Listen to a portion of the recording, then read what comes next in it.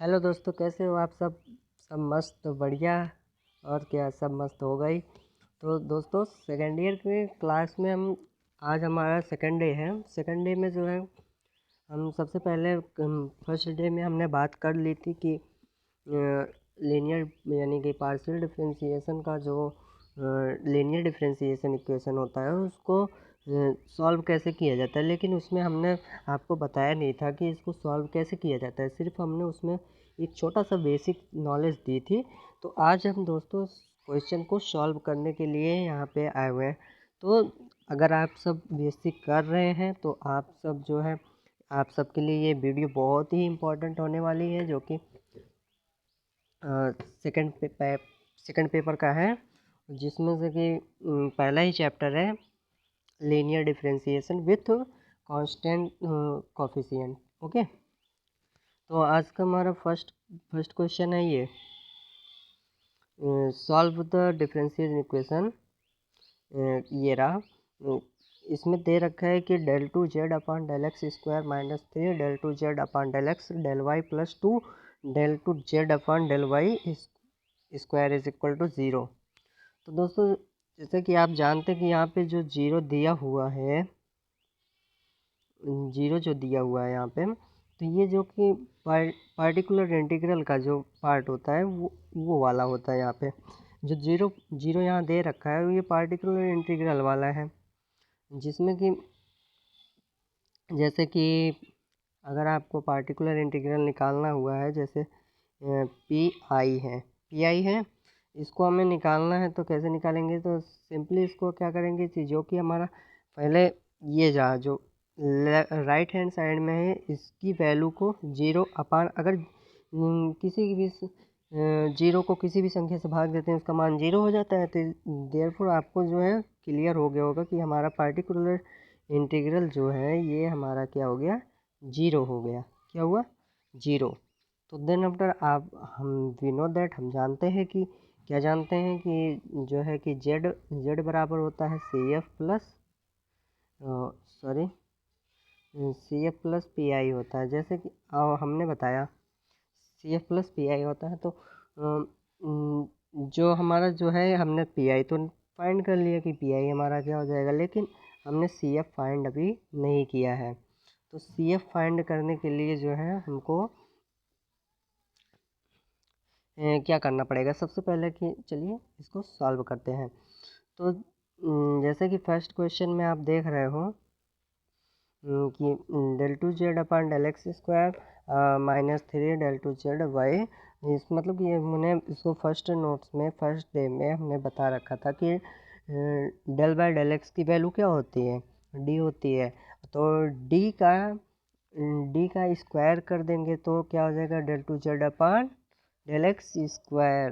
तो ठीक है, जैसे कि आप ये थर्ड लाइन में आप देख सकते हैं, इसका क्या है, डी स्क्वायर आ गया, माइनस माइनस है, माइनस माइनस में क्या आ जाएगा, -3 हुआ है तो del two z upon del x del Y.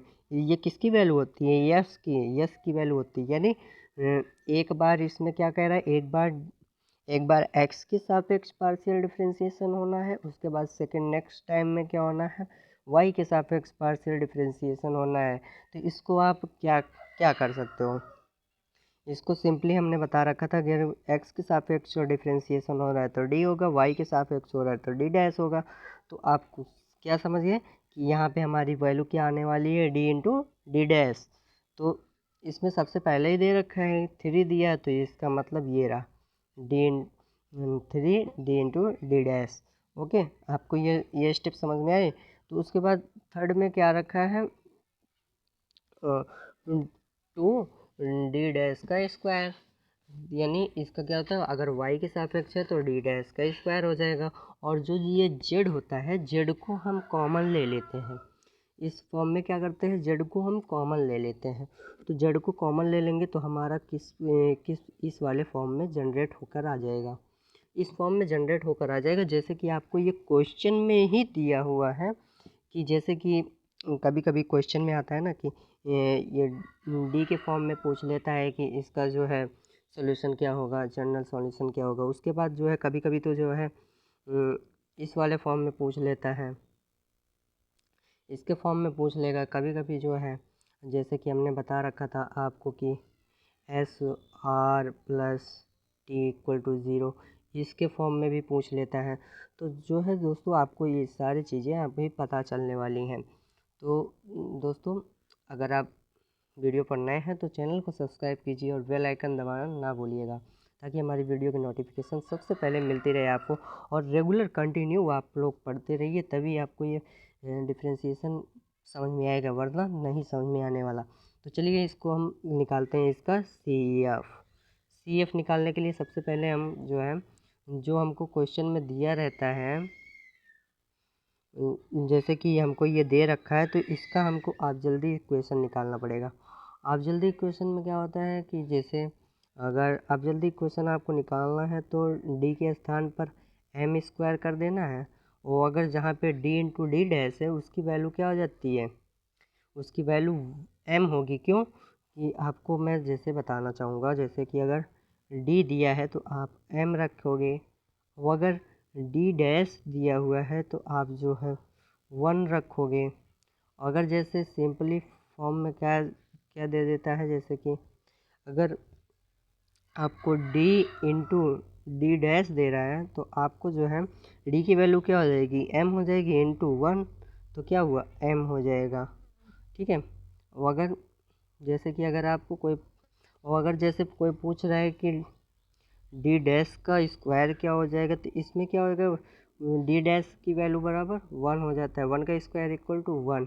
अब समझ में आया आपको कि यहाँ पे कैसे आप जल्दी इक्वेशन निकालना पड़ता है।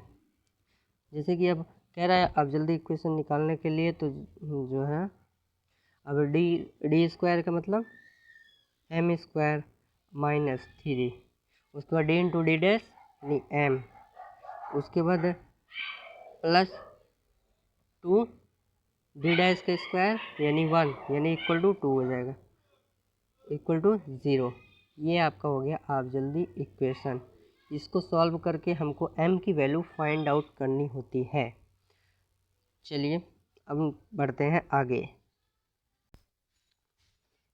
देखिए M square minus 3m plus 2, ये जैसा कि आपको बता दिया। अब जल्दी इक्वेशन इसका क्या हो जाएगा, तो जो है कि हमको अब इसका फैक्टर करना है कि यानी टू को ऐसा जोड़े या घटाए, ऐसा मतलब कि ऐसा गुणनखंड निकाले जिसको जोड़ने घटाने पर जो है 3 आ जाए और गुणा करने पर 2 आ जाए। तो इसका क्या आ जाएगा, 1 आ जाएगा, यही ना। 2 इंटू 1 इक्वल टू करेंगे तो 2 आएगा। वो अगर क्या कहते हैं, अगर 2 प्लस 1 कर देंगे तो क्या आ जाएगा, 3 आ जाएगा। ये हमको समझ में आ गया। तो लेकिन अब इसको सॉल्व कैसे करेंगे, जैसे कि अब दे रखा है एम स्क्वायर है। अब उसके बाद जो है क्या कहते हैं, एम स्क्वायर है, अगर हम -1 -2 को जोड़ देंगे तो -3 हो जाएगा, या -3 हो सकता है आपका, ये इस तरह। चलिए यहाँ पे लिखते हैं, ये हो गया। तो इसमें अगर हम इसका फैक्टर कर रखे हैं तो फैक्टर करेंगे तो हमारा जो है ये क्या कहते हैं, आपको स्क्रीन पर दिख रहा होगा m की वैल्यू जो है 1,2 आ जा रही है। ठीक है, m की 2 वैल्यू आ रही है। जब m की 2 वैल्यू आ रही है तो उसमें जो होता है सी एफ इसका जो होता है हमारा जो मतलब ये जो सी एफ आ रहा है, जैसे C F is equal to हमारा जो है 5 होगा, और उसके बाद 5 उसके बाद जो है अब ये y प्लस एक्स कैसे लिखते हैं, तो इसमें जो है y प्लस एक्स लिखने की कोई प्रॉब्लम नहीं है। जैसे कि जो क्या कहते हैं, ये जो डी स्क्वायर आता है, डी स्क्वायर के आगे क्या आया था, 1 आया था। तो यानी कि यहाँ पे ए वाई प्लस बी एक्स ये है आपका। चलिए मैं फिर से साफ साफ लिख दे रहा हूँ, जैसे कि सी एफ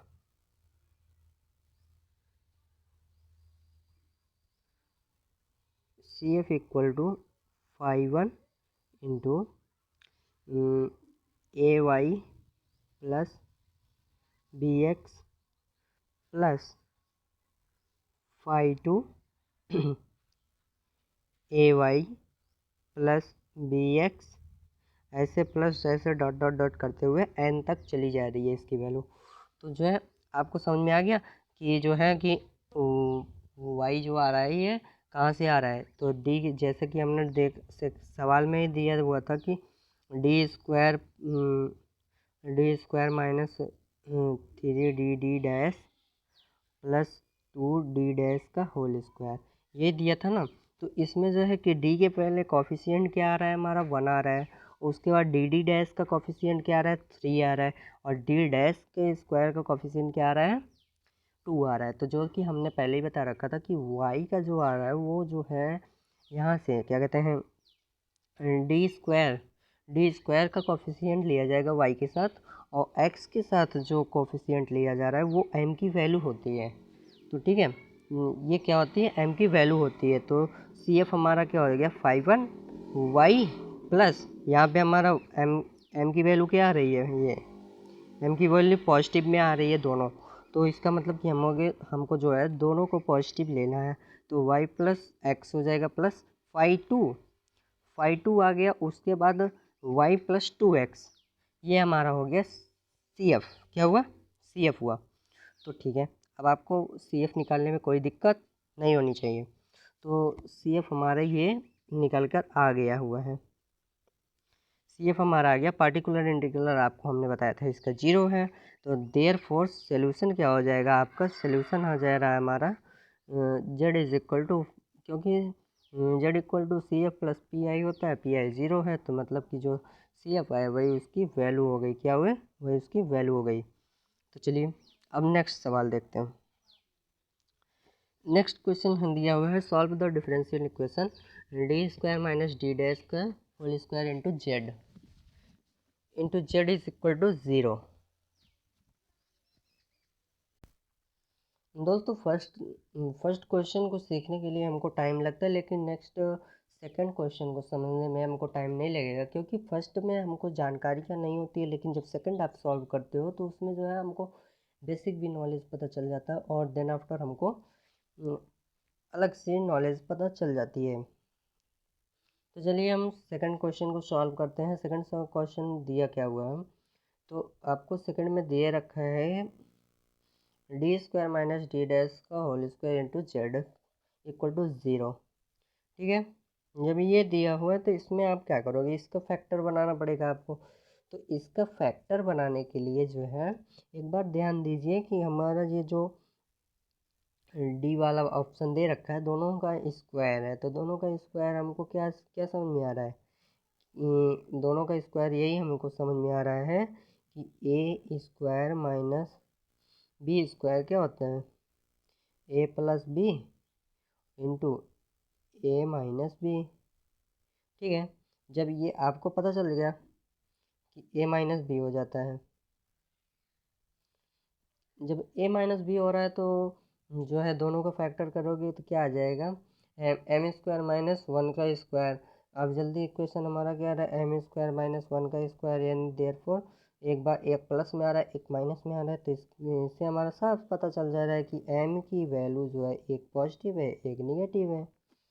बस सिंपल, दोनों की वैल्यू क्या होगी, सेम तो है पर अपोजिट है। ठीक है, तो इसका हमारा सी एफ क्या हो जाएगा, सी एफ हमारा हर हर स्टूडेंट बता सकता है कि 5 is equal to y, y का कॉफिशिएंट क्या है, 1 है, डी स्क्वायर की जगह 1 है तो प्लस, और एक्स का कॉफिशिएंट 1 हो जाएगा, क्यों, क्योंकि वो एन की वैल्यू है पॉजिटिव में, प्लस 5 टू वाई यानी डी का कॉफिशिएंट 1 है, तो यानी वाई माइनस माइनस एक्स, ये क्या हो गया आपका सी एफ निकल गया पार्टिकुलर इंटीग्रल, क्योंकि ये 0 दे ही रहा है यहाँ पे। तो ये जब 0 दे रहा है तो पार्टिकुलर इंटीग्रल क्या हो जाएगा आपका 0, तो then you get solution. Solution क्या हो जाएगा, z is equal to C F plus P I. Okay, चलिए अब थर्ड क्वेश्चन में आते हैं। थर्ड क्वेश्चन थोड़ा हमारा कॉम्प्लिकेटिव है, इसको आप लोग थोड़ा इजली वे से समझिएगा। तो इसमें जो है हमको दे रखा है ये, इसमें उसमें क्या था, स्क्वायर था, इसमें डी की पावर क्या हो गई, 4 हो गई। तो डी की पावर जब 4 हो गई है तो इसमें हमको करना क्या है, इसमें कुछ करना नहीं है, गिवन है हमारा डी की पावर 4 माइनस डी डैश की power 4 into Z is equal to 0। इसका अब जल्दी इक्वेशन क्या हो जाएगा, एम की पावर 4 माइनस डी डैश यानी 1 की पावर 4 इज इक्वल टू 0। और अब इसमें आपको क्या समझ में आ रहा है, कुछ दिख रहा है आपको?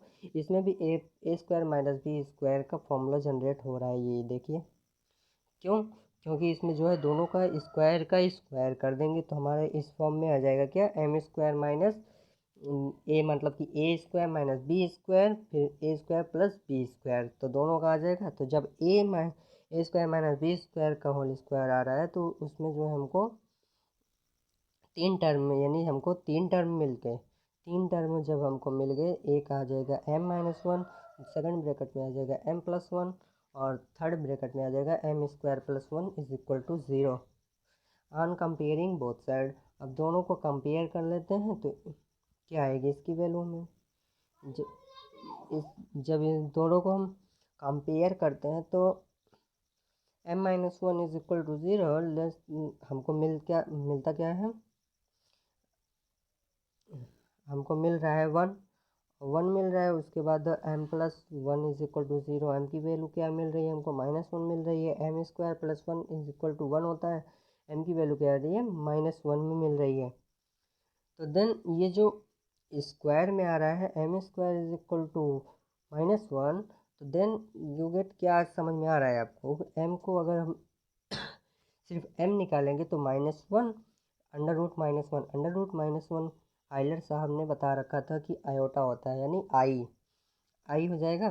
तो यानी कि प्लस माइनस में आएगा ये देखिए, अंडर रूट जो होता है minus one equal to plus minus under root minus one, यही निकालना होगा आपको। तो कैसे, मतलब कि इसमें आया तो इसका मतलब प्लस माइनस आई आ जाएगा।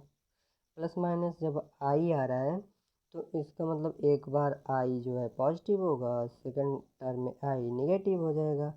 यही आपको हो गया, ठीक है। हमारा सी एफ अब क्या आ जाएगा, एम की वैल्यू क्या है, एक बार पॉजिटिव आई एक बार नेगेटिव आई।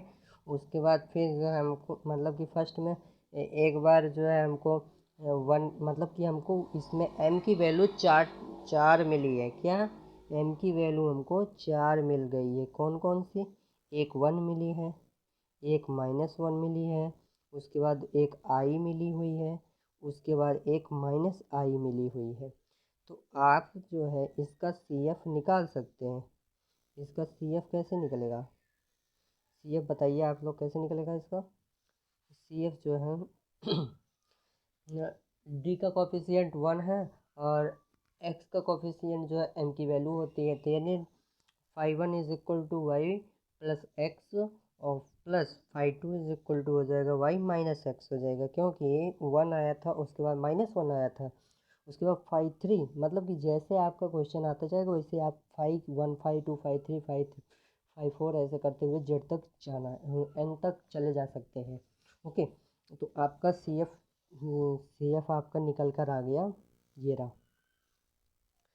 सी एफ आपका आ गया। उसके बाद जो है पार्टिकुलर इंटीग्रल आपका जो है 0 है, तो then you get solution z is equal to five one y plus x, five two y minus x plus five three y plus i x plus five four y minus i x. ठीक है, ये आपका आ गया solution.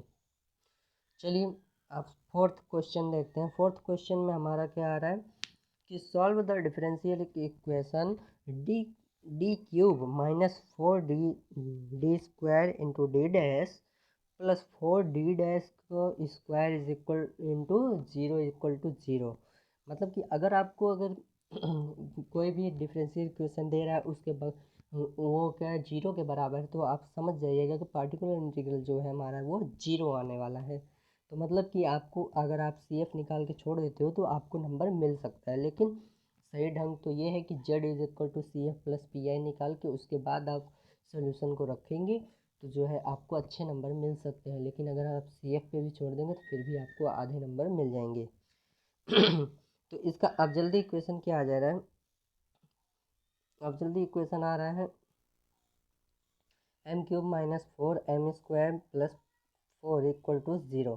ठीक है, इसमें क्या करते हैं, इसमें एक बार जो है एम को अरे सॉरी दोस्तों, अगर इसको हम m को कॉमन ले लेते हैं, m को कॉमन ले लेंगे तो क्या आ जाएगा, m square minus 4m+4 equal to 0 आ जाएगा। तो अच्छा, आप जब m को हम कॉमन ले रहे हैं तो ये कौन सा बन रहा है, मतलब कि a माइनस बी का होल स्क्वायर बन रहा है कि नहीं। तो इसमें क्या आ जाएगा, m इंटू एम माइनस 2 का होल स्क्वायर इक्वल टू 0। तो इसमें हमारे जो है m की वैल्यू जो है हमको 3 ठो मिलने वाली है। कौन कौन सी मिलने वाली है, m की वैल्यू हमको एक बार 0 मिल गई, एक 1 मिल गई, एक 2 मिल गई। ये हो गई हमारी m की वैल्यू हो गई। ठीक, m की वैल्यू हो गई तो जब आप m की वैल्यू निकालेंगे तो आपको CF अपने आप मिल जाएगा। CF आपका क्या हो रहा है, 5 वाई एक्स की वैल्यू क्या हो जा रही है, 0 हो रही है, तो यानी कि 5 1 इंटू एक्स, उसके बाद 5 2 Y minus 2x plus 5 3। Sorry दोस्तों, यहाँ पे जो है ना हमने 1 लिखना था, यहाँ पे जो है आप 1 कर लीजिएगा। यहाँ पे 1 आएगा क्योंकि यहाँ पे जो है कि m की वैल्यू 0 1 2 आई है, तो जो है एक बार 0 आ जाएगा, एक बार 1 आएगा, उस और दूसरी बार 2x आ जाएगा। तो देन वी गेट सॉल्यूशन, हमको मिल गया solution z is equal to 5 1 x plus 5 2 y plus 2x plus x। यानी कि जो है कभी कभी जैसे कि एक बार होता है ना कि, और यहाँ पे एक और कंफ्यूजन है दोस्तों, ये जो यहाँ पे x लगा रखा है, ये यहाँ पे x मत लगाइएगा और यहाँ पे 1 लिख दीजिएगा, बस आपका ये आंसर करेक्ट हो जाएगा। ठीक है दोस्तों, तो चलिए अब हम पहुँचते हैं 5th क्वेश्चन में। 5th क्वेश्चन हमारा क्या रखा है, ये रहा। ये बहुत ही इम्पोर्टेंट क्वेश्चन है जिसको आप बहुत अच्छे से समझिएगा क्योंकि ये एग्ज़ाम में आ भी सकता है। जैसे कि इसमें दे रखा है कि 25r minus 40s plus 16t is equal to 0। कभी कभी ऐसे क्वेश्चन ऐसे फॉर्म में पूछ लेगा तो आपको क्या करना है, इसको जो है del two z upon del x square minus del two z upon del x del y इसके फॉर्म में जनरेट करके उसके बाद जो है आप डी के फॉर्म में जनरेट कर लिए। इसीलिए मैंने जो है यहाँ पे और में लिख रखा है 25d² minus 40d dash plus 16d dash का square into Z is equal to 0। हमने ये इसीलिए लिख रखा है, ठीक है। और इसको हमने सॉल्व भी कर रखा है। यहाँ पे देखिए जैसे लिखा है कि गिवन में है 25r minus 40s plus 16t is equal to 0। तदन ये आ रहा है आपका क्या 25 del two z upon minus 14 del रे दोस्तों, जैसे कि अब दिया हुआ है del cube upon del y square, यानी इसकी वैल्यू जो होती है डेल क्यूब वाई स्क्वायर होता है ना, इसकी वैल्यू जो होती है del two z upon del x del y, ये यही होती है, ठीक है। क्योंकि ये 3 बार इसका फैक्टर होने वाला है तो इसमें जायज़ बात है अगर आप 3 बार अगर तीन बार डिफ्रेंशिएशन करेंगे तो जैसे कि ये 3 बार अगर आप डिफ्रेंशिएशन कर रहे हो तो जो है आपको कैलकुलेशन ज़्यादा पड़ जाएगा। लेकिन इसीलिए हमने जो है एक बार इसको डी के सापेक्ष अवकलन कर दीजिए, एक बार डी डैश के सापेक्ष अवकलन कर दीजिए, तो जो है आपको ये सोल्यूशन मिल जाएगा। तो ये रहा, आपको मिल गया 25d²। देखिए इसका ये आया कि नहीं, दोनों बराबर सेम आया। चलिए फिर आगे निकलते हैं। आगे हमारा ये आप जल्दी क्वेश्चन क्या होगा, दोनों को फैक्टर बना लेंगे। m की वैल्यू क्या आ जाएगी 4/5 इंटू मतलब कॉमा 4/5, ठीक है। दोनों की वैल्यू क्या आ गई, सेम आ गई। तो अगर जब दोनों की वैल्यू सेम आ गई है तो इसके लिए हमको CF क्या कैसे निकाला जाता है, तो इसके लिए CF जो है आपको कैसे निकालना है, जैसे CF अगर मान लो दोनों की वैल्यू जब सेम आ गई तो 5 1 करेंगे ही, y तो करेंगे ही, ठीक है। अब प्लस क्या है, ये 4/5 है ना, 4/5x ब्रैकेट बंद प्लस, अगर जब दोनों कि मतलब दोनों वैल्यू सेम है, तो इसमें हमको x लगा दिया जाता है। क्या है, x लगाओगे, x 5 2 लिख के y प्लस 4/5 x अब करोगे, तब ये आपका सी एफ आएगा। क्या आएगा, तब आपका सी एफ आएगा। ठीक है, अगर जैसे कि अगर यहाँ पे अगर 3 टर्म में दिया हुआ है, अगर 3 टर्म में दोनों को बराबर कर रखा है, तो यहाँ पे जो x है, x लिखे तो वहाँ पे x² लिख देंगे। और अगर 4 टर्म में दिया है तो x³ लिखेंगे। मतलब कि जितनी संख्या बढ़ेगी उसका एक कम करके पावर लगाते हुए हमको आगे निकल जाना है। ठीक है, तो दोस्तों आई होप आपको ये सारे क्वेश्चन समझ में आ गए होंगे। 5th तक क्वेश्चन बता रखा है, जो कि अब आप जो है ना, अब आप जो है कि इसको मतलब कि आपको मैं 2 सवाल दे रहा हूँ लगाने के लिए। इसको आप होमवर्क समझ के घर पे ट्राई करिएगा। अगर आएगा तो ठीक है, नहीं तो मैं जो है आप कमेंट में बता दीजिएगा, तो मैं इसके लिए नई सी वीडियो बना दूंगा।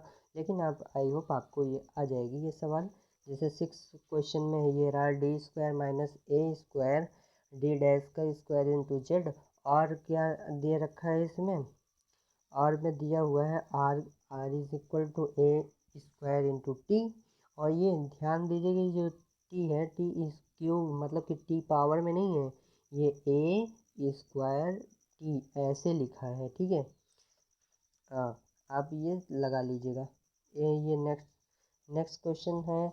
उसके बाद 7th क्वेश्चन है। और आप जो है, अगर आपको मान लीजिए, अगर आपको आपकी मम्मी पापा की सम है कि आप ये क्वेश्चन अपने मन से लगाइएगा, बाकी हम आपको स्क्रॉल करके दिखा दे रहे हैं इसका सॉल्यूशन। इसका आंसर ये आएगा। जब जब आपको आंसर इसका ये मिल जाए, तब समझना मेरा क्वेश्चन, मेरा मतलब मेरा आंसर जो है वो करेक्ट है। ओके, उसके बाद हम 7th क्वेश्चन ये रहा। 7th क्वेश्चन है आपका ये d³ minus 3d² dash plus D dash का whole square into Z is equal to 0। इसका अब जल्दी इक्वेशन निकाल के इसका सी एफ आप निकाल लीजिएगा। और इसका सॉल्यूशन ये रहा, आप स्क्रीनशॉट ले सकते हैं। और अब अगर आपको समझ में आया हो तो आप कमेंट में सेक्शन में लिख के देखिए, वेरी गुड। और जैसे कि मैं अब मिलेंगे हम डे 3 में, जिसमें कि हम इससे थोड़ा कॉम्प्लिकेटिव इसके क्वेश्चंस होंगे। और जो डे 3 के क्वेश्चंस होंगे वो बहुत ही लॉन्ग होंगे। वो क्या होंगे, वो लॉन्ग होंगे। वो क्वेश्चन लॉन्ग के होंगे। जैसे कि अगर हमको पी आई निकालना हुआ है, तो इसमें आप तो देख रहे हो पी आई तो जो है डायरेक्टली हमको 0 मिल जा रहा है, लेकिन उसमें हमको सी एफ तो निकालना ही होगा, प्लस हमको पी आई भी खुद से फाइंड आउट करना पड़ेगा। तब देन आफ्टर हमको जेड की वैल्यू फाइंड होगी और हमारा क्वेश्चन सही होगा। तो दोस्तों आई होप अगर आपको ये वीडियो पसंद आई होगी। अगर वीडियो पसंद आई हो तो अपने दोस्तों में शेयर कीजिए, ताकि जो है कि वीडियो सभी के पास पहुंचती रहे और सब लोग BSc सेकेंड ईयर की सारी मैथ्स सॉल्व करते रहें। तो दोस्तों मिलेंगे नेक्स्ट वीडियो में, तब तक के लिए जय हिंद।